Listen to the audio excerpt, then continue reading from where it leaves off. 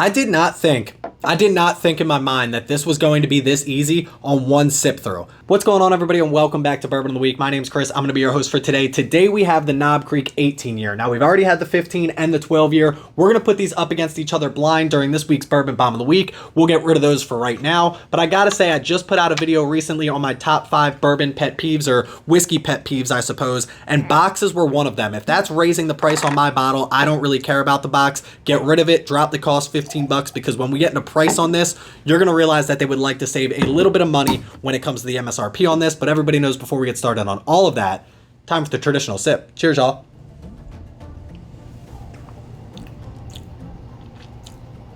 Taste 18 years.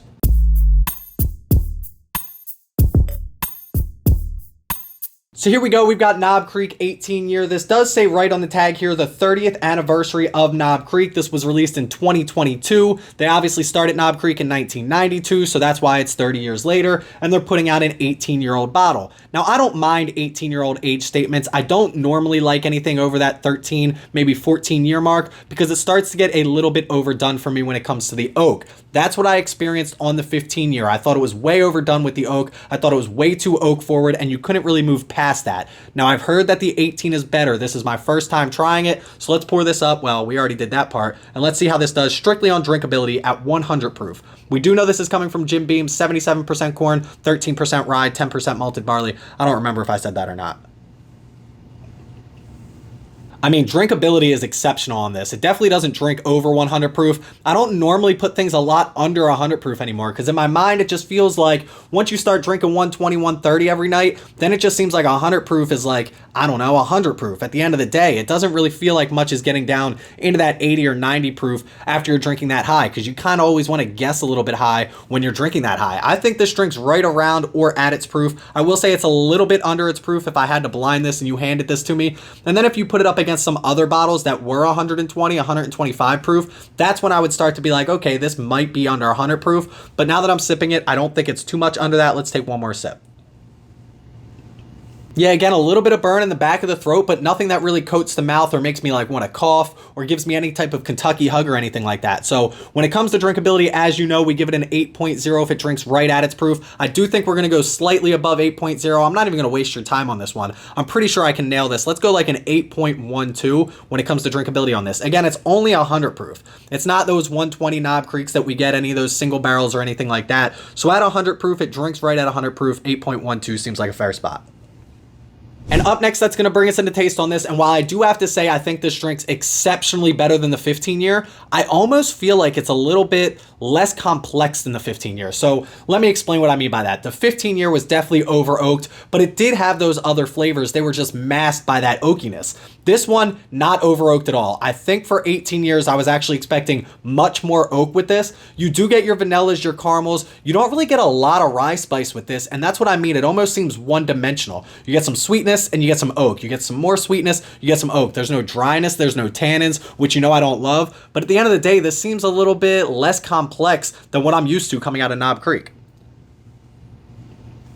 You do get a tobacco note on this. You get that oakiness, and it's more of a sweet oak than, like I said, any of that dry old oak, which is what I usually don't enjoy with something this old. But this is more of a sweet oak. Again, you get the vanillas, the caramels, maybe like some dark brown sugar, like some burnt brown sugar or molasses or something like that. But again, I'm not even getting like the peanutty flavor that you normally get with Jim Beam. Maybe it's there and I'm just not picking it up quite as much as I normally do. But for some reason, this just doesn't drink as complex as the other Knob Creeks. And then we also have to compare it to other Jim Beams on the market. There's no way this touches any of the Bookers that I've had recently. Now, I know there's a few Bookers out this year that some people don't like. I haven't had any of those, but this compared to all of the Bookers that I had, no way that touches that. And again, this compared to even 15 or 12 year, definitely not 12 year when it comes to taste, just doesn't seem to live up to the standards. And this is supposed to be the 30th anniversary.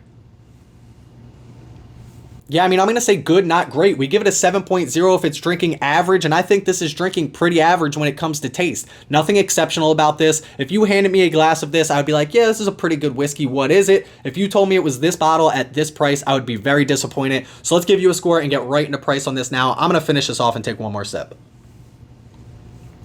Yeah, I mean, it's okay. I'm going to say 7.0. I think it's an average tasting whiskey. Directly on the mark, this is what I would hand somebody if they were like, what's an average tasting whiskey? What's an okay whiskey? I would hand this to you. And again, we're going to talk about price in just 1 second. You're not going to be happy about what that is. And last but not least, we're going to get a price on this bottle right here. And I have got to tell you, the price on this bottle absolutely shocked me. This bottle, the 30th anniversary coming out of Knob Creek, is $170. Now, we've always talked about comparables, and what do we have to compare this to? So much stuff. It's Jim Beam, right? So let's compare it to other Knob Creeks to start. We have Knob Creek 9-year. How much is that? $35. Well, Chris, there's also Knob Creek 12-year. How much is that one? That one's only $70. Well, of course, there's Knob Creek 15-year. How much is that? That's $100.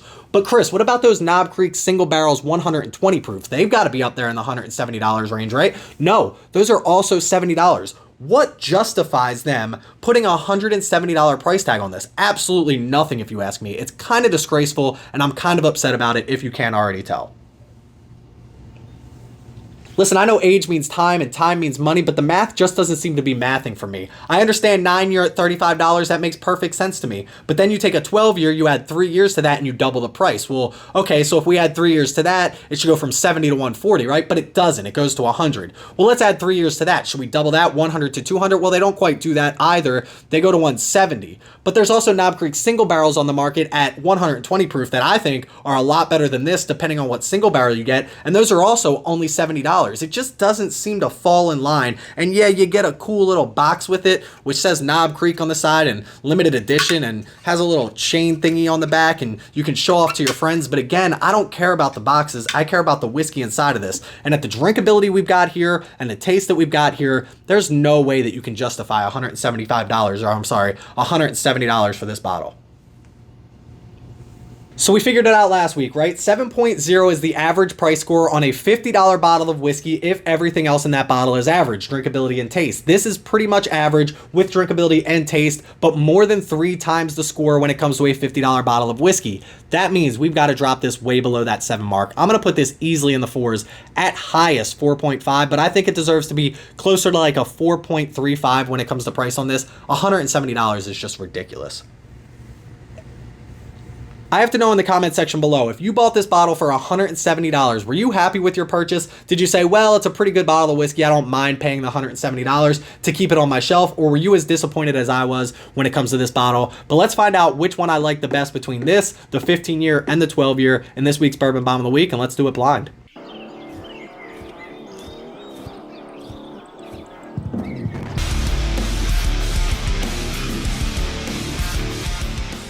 So for this week's Bourbon Bomb of the Week, we have poured up glass A, B, and C in corresponding glasses, A, B, and C. We're going to try these out and tell you which one we like the best blind based on taste and drinkability. Since all 3 of these are 100 proof, we can also throw drinkability in there. Obviously, we can't do price until we find out which one's which. So let's mix these up and find out which one we like the best. Move our bottles a little bit, and everybody's favorite part, let's mix up our glasses.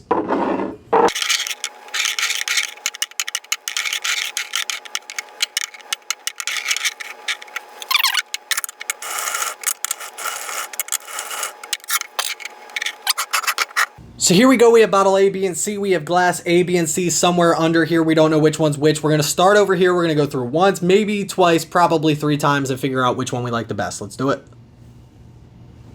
Right off the bat, not a great start. Big ethanol kick, and I feel like a lot of oak on this. This might be the 15-year right off the bat. I'm not too sure, though. Let's get into glass number 2. Definitely less oak, definitely more sweetness, and a lot less when it comes to the ethanol kick. Again, the ethanol kick wasn't bad on the 18-year. I don't really remember the 15-year, and I loved it on the 12-year. So let's get into glass number 3 right now.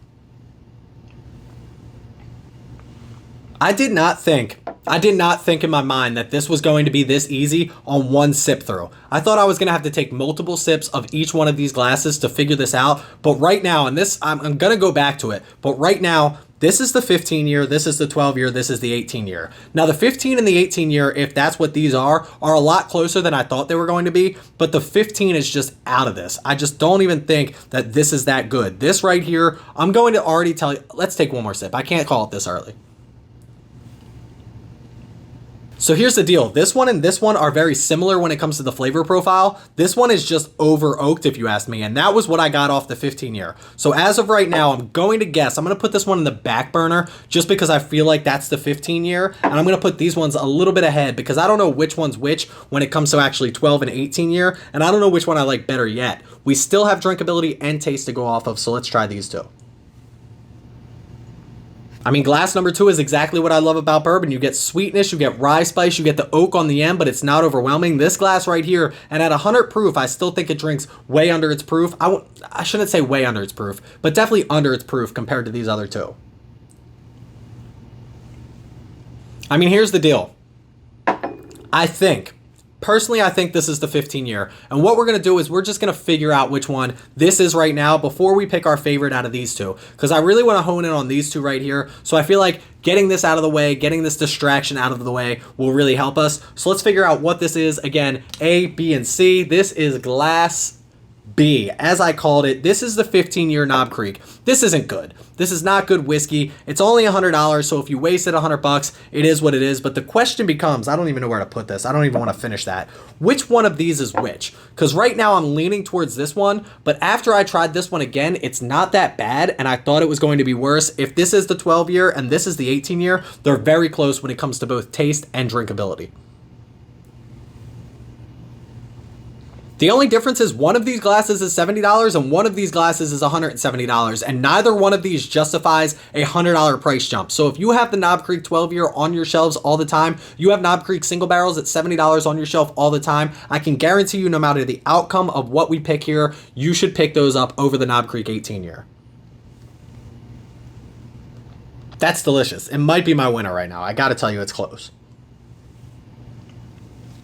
So here's the deal. I took the 15-year off the table and we are left with the 12-year and the 18-year, and I've got to say I'm giving the nod to this glass right here. We don't know what it is yet, but I will say this. If this is a $170 bottle of whiskey right here, you should still be disappointed. It's not worth $170. If this is worth $70, I think it's right there in that range that it's supposed to be. You're talking Knob Creek single barrels, you're talking Knob Creek 12-year. I would pick this up all day at $70. That being said, if this is a $70 bottle of whiskey, still justified. But if this is a $170 bottle of whiskey, I don't think it's justified at all. Let's figure out who our winner is. I'm just going to finish it. Whatever. It's been a rough week. It's also more fun when I can just turn it over and slam it. Speaking of which, our winner is, drum roll please, C, which was, yes, Knob Creek. I got a little nervous there. I didn't know which one was which. Knob Creek 12-year is absolutely fantastic. This bottle at $70 is an all-day pickup. This bottle, though, was absolutely a lot closer than I thought it was going to be, but I still cannot justify a $100 price jump when it comes to the 18-year. Now here's the deal, I won't keep you much longer. This bottle comes in at a 6.49. Now a lot of my bottles land on that bell curve right in the middle, which is how it should be. Whether you have good drinkability or a good price, normally you can fit somewhere in that middle. Now there's outliers on both sides. This seems to be an outlier on the lower side of things, and I just, again, cannot justify that price tag at $170. So a 6.49 is where we're gonna put it. That being said, if you made it this far in the video, make sure you click that like and that subscribe button. I would greatly appreciate it. Check us out on Instagram at Bourbon of the Week. Go click that follow button over there. Check out our Discord as well as our Patreon page. Both those links in the description below. Please don't drink and drive. Always drink responsibly and stay healthy, stay happy. Stay underpaying for whiskey because this ain't it. Cheers, y'all.